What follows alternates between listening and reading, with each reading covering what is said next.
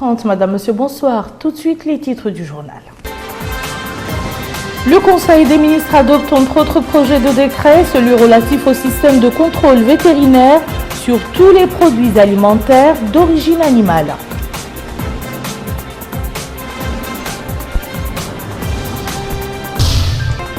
Le PKK et les milices kurdes accusés par les autorités turques d'être les instigateurs des attentats qui ont frappé le centre d'Ankara.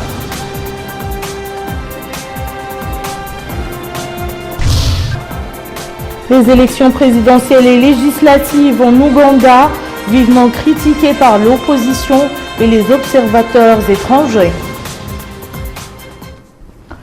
Le Conseil des ministres s'est réuni ce matin à Nouakchott sous la présidence du président de la République, Mohamed Ould Abdelaziz. Le Conseil a adopté et examiné des projets de décret d'ordre socio-économique. Il a aussi suivi 2 communications relatives au système de gestion d'adduction d'eau et aux résultats de l'étude sur le suivi d'insertion des promotions 2012-2013 et 2014 de la FTP. Voici l'intégralité du communiqué final du Conseil des ministres avec Mohamed Lemine Bakar. Le Conseil des ministres s'est réuni ce jeudi 18 février 2016 sous la présidence de son Excellence M. Mohamed Ould Abdelaziz, président de la République. Le Conseil a examiné et adopté les projets de décret suivants. Projet de décret fixant les conditions et les procédures d'exploitation des centres d'appel ou de contact. Le présent projet de décret a pour objet de fixer les conditions et les procédures d'exploitation des centres d'appel ou de contact et d'élever les contraintes devant un développement harmonieux de ces secteurs à grand potentiel de création d'emplois.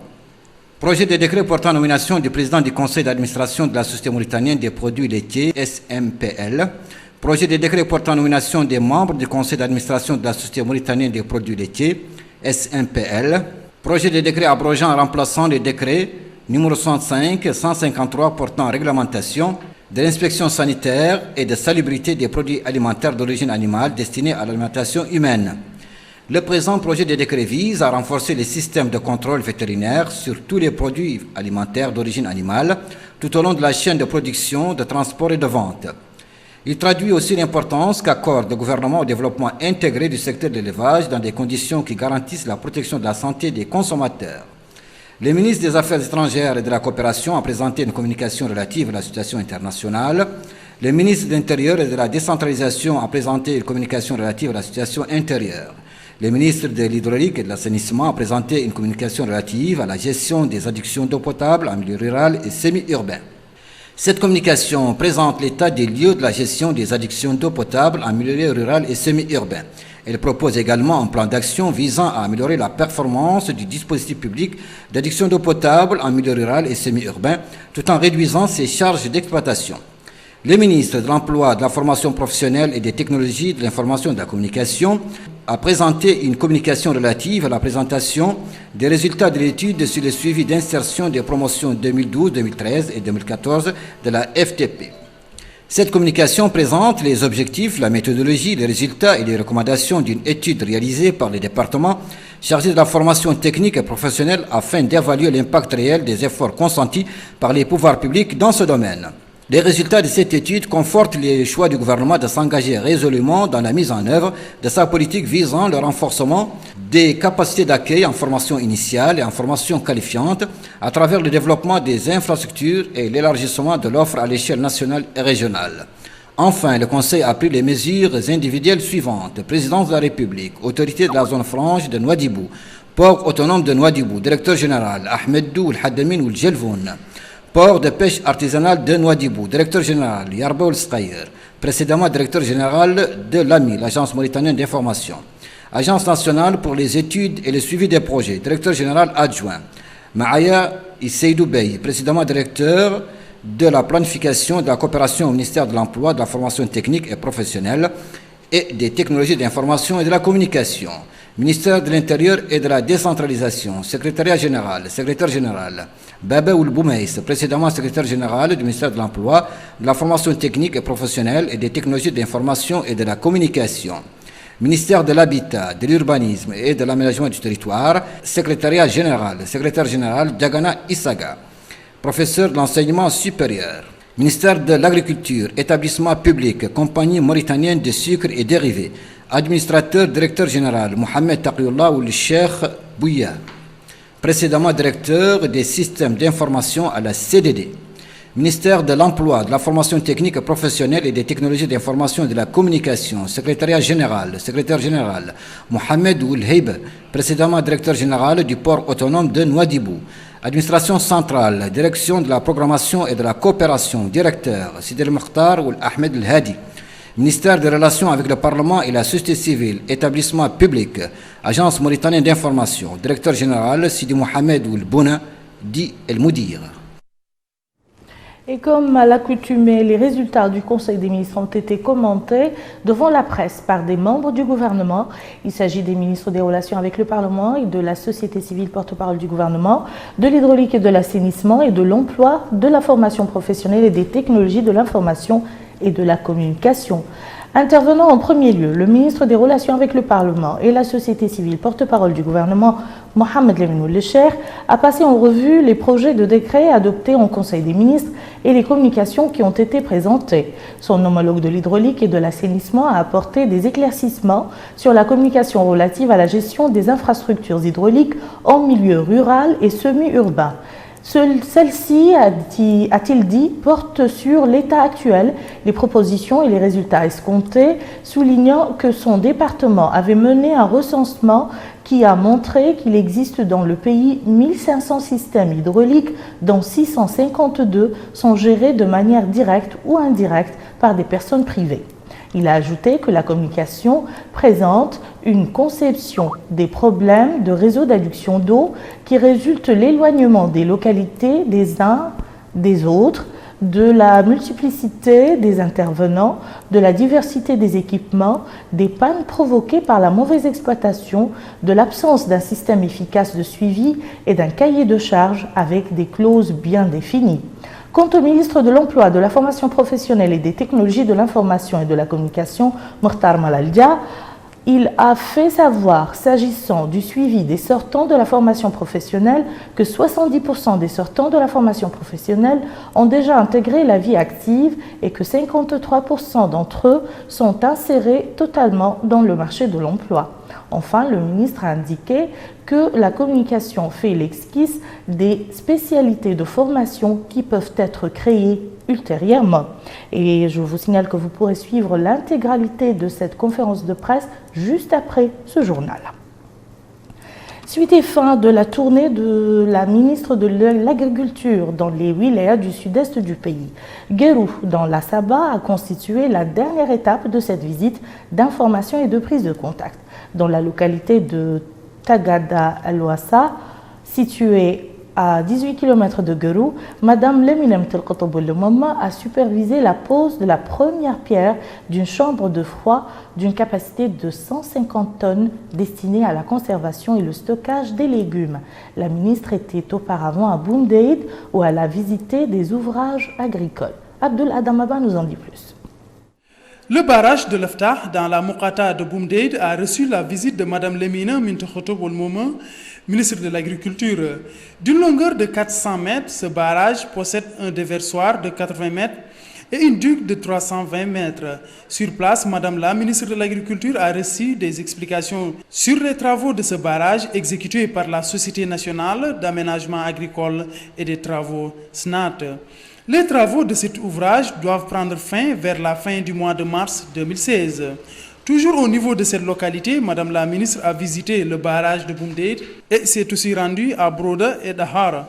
Toujours en marge de ce déplacement, la ministre de l'Agriculture a visité dans la Mokata de Kifa un certain nombre d'ouvrages dont ce bâtiment dédié à la conservation des productions des agriculteurs qui bénéficiera à 75 maraîchers. Madame la ministre a posé la première pierre pour l'édification d'une chambre froide dont la capacité est de 150 tonnes qui sera utilisée pour le stockage des légumes pour le compte de l'association pour la gestion participative de l'oasis de Tagada El-Wassa. 2 poulaillers au niveau de cette même localité ont aussi été visités par Madame la ministre. Ces 2 poulaillers réunis ont une capacité globale estimée à 2200 poussins.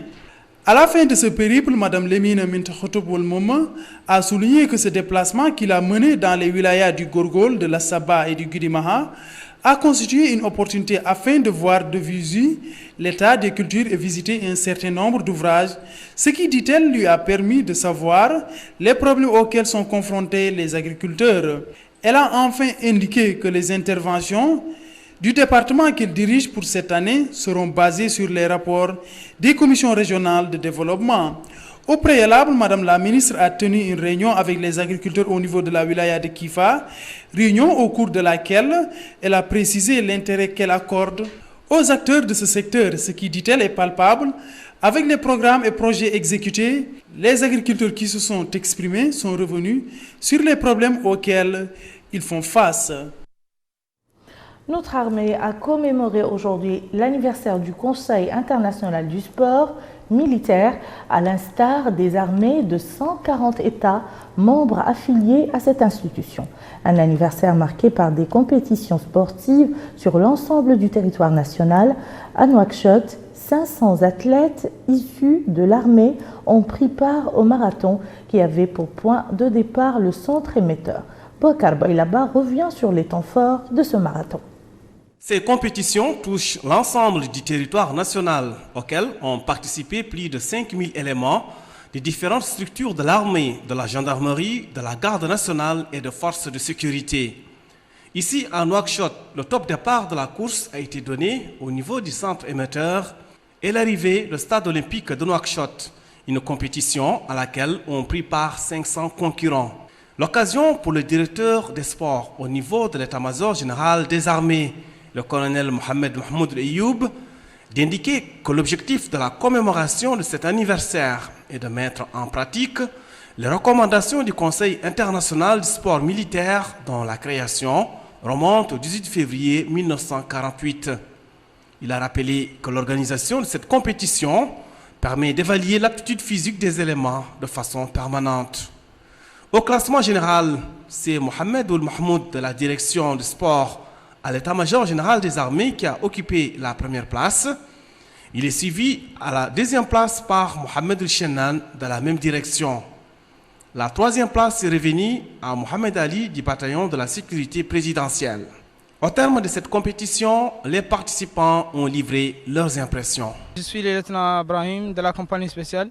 C'était très bien passé, c'était passé dans de très bonnes conditions. Le sport, on espère que ça encourage les jeunes et ça encourage même les vieux, tout le monde à faire le sport. Mohamed Ahmed Fall, sergent de l'armée nationale, qui travaille à la direction génie militaire, spécialisé en génie armes. Je suis tellement content. Aujourd'hui, il y avait un marathon, on a couru 6 kilos. Je remercie vraiment celui qui est venu le premier. Moi, je ne suis pas venu le premier, mais je suis bien couru aujourd'hui. Je le remercie vraiment et je le félicite. Très bien. Du sport, nous passons à la santé. Les deux font d'ailleurs bon ménage compte tenu de l'étroite relation qui les lie. D'où la mission du département de la santé d'éradiquer autant que faire se peut les maladies qui posent un réel problème de santé publique. Parmi ces pandémies, celle appelée maladie tropicale négligée sur lesquelles une cartographie vient d'être validée au cours d'un atelier organisé aujourd'hui. Le point avec Aminata Khan. Les maladies tropicales négligées sont un groupe de maladies transmissibles qui sévissent dans le nord et dans l'est du pays. Considérées comme endémiques, elles touchent le plus souvent les enfants en âge scolaire. Cet atelier de validation de la cartographie des maladies tropicales négligées dans notre pays intervient après une enquête menée dans l'est et dans le nord du pays pour déterminer et évaluer l'impact de ces maladies. Ouvrant les travaux de la rencontre, le chargé de mission au ministère de la Santé, Ahmedou Jidou Oulzen, a d'emblée indiqué que cet atelier entre dans le cadre des politiques du département visant à éradiquer les maladies tropicales conformément au plan d'action du ministère en vigueur 2012-2020. Il poursuit en indiquant que le ministère ne ménagera aucun effort pour lutter contre les maladies tropicales. Le représentant de l'OMS a déclaré que l'atelier de validation de la cartographie des maladies tropicales négligées qui nous réunit aujourd'hui constitue une étape importante vers la réalisation des objectifs 2020 Il y a lieu de féliciter les efforts énormes entrepris par les pouvoirs publics dans le cadre de la lutte contre les maladies tropicales négligées. La formation du personnel, l'élaboration d'un plan directeur de lutte contre les maladies tropicales négligées, la certification de l'éradication du ver de Guinée, l'élimination de la lèpre et du trachome comme problème de santé publique majeur en Mauritanie. Après la validation de cet atelier de la cartographie des maladies tropicales négligées en Mauritanie, plusieurs campagnes de traitement de masse contre la géohelminthiase, le tranchome, seront organisées en plus du déparasitage des enfants. Le Forum mondial de soutien au prophète, paix et salut sur lui, a organisé un colloque centré sur l'amour du prophète et qui, du point de vue théologique, est intimement lié à la croyance divine et à la voie suivie par le prophète, paix et salut sur lui, dans ce qu'il recommande et interdit. Le forum présidé par Sherif Imam Cheikh Ali Rida Ben Mohamed Naji a été marqué par l'intervention de nombre d'imams et d'oulémas qui ont démontré, versets coraniques à l'appui, les bienfaits de l'amour et du dévouement au Créateur. Autre mobilisation de solidarité, cette fois-ci en faveur de notre confrère Ishaq Ould El-Mokhtar. Elle a été organisée ce matin par le syndicat des journalistes mauritaniens qui a de nouveau lancé un appel aux autorités et particulièrement au président de la République pour œuvrer à la libération rapide de notre compatriote. Intervenant à cette occasion, le président du syndicat des journalistes, Ahmed Salem Ould El-Mokhtar Salem, a indiqué que cette mobilisation vient réitérer la nécessité d'entreprendre tous les moyens en vue de libérer Ishaq et représente un appel au chef de l'État, Mohamed Abdelaziz, afin d'amener le gouvernement à redoubler d'efforts dans la recherche de notre confrère. Et nous restons dans ce volet syndical pour parler de la naissance d'un nouveau syndicat, celui des biologistes médicaux. Sa création a été annoncée aujourd'hui. Ce nouveau syndicat relève de l'Union générale des travailleurs de la santé.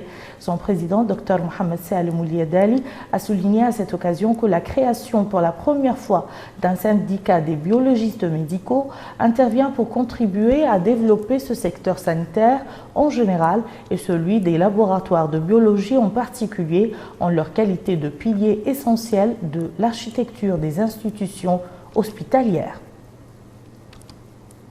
Et nous refermons ce journal par un rapide survol de ce qui fait l'actualité internationale avec au sommaire les relations américano-cubaines, les élections en Ouganda et les attentats en Turquie. Melika Nari.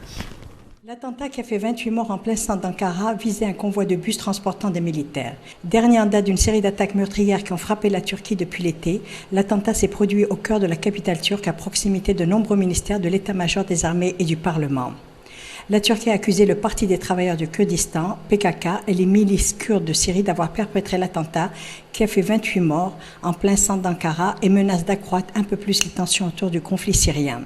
Directement mis en cause, le chef du Parti de l'Union démocratique, PYD, Salah Muslim, a démenti toute implication de son bras armé, les YPJ. Le premier tour de l'élection présidentielle en Ouganda aurait été pour le moins chaotique et aurait suscité les critiques de l'opposition et d'observateurs étrangers. Le scrutin a été entaché de retards importants dans de nombreux bureaux de vote de la capitale où des électeurs venus en nombre dès l'aube ont dû attendre plusieurs heures pour que le matériel électoral arrive enfin. Quelques 15 millions inscrits étaient appelés à élire leurs 290 députés et leur président entre 8 candidats. En raison des retards, la commission électorale a repoussé à 19h au lieu de 16h la fermeture des bureaux de vote à Kampala et Ouagadougou et décidé de rouvrir une trentaine de bureaux où les gens n'ont pas pu voter ce vendredi. Et voilà qui met fin à ce journal. Je vous en rappelle les principales informations. Le Conseil des ministres adopte entre autres projets de décret, celui relatif au système de contrôle vétérinaire sur tous les produits alimentaires d'origine animale.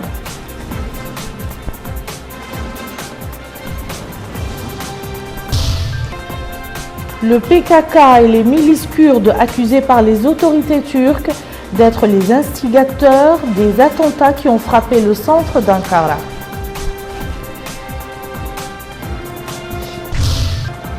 Les élections présidentielles et législatives en Ouganda vivement critiquées par l'opposition et les observateurs étrangers. Merci, madame, monsieur, de nous avoir suivis. À demain, Inch'Allah.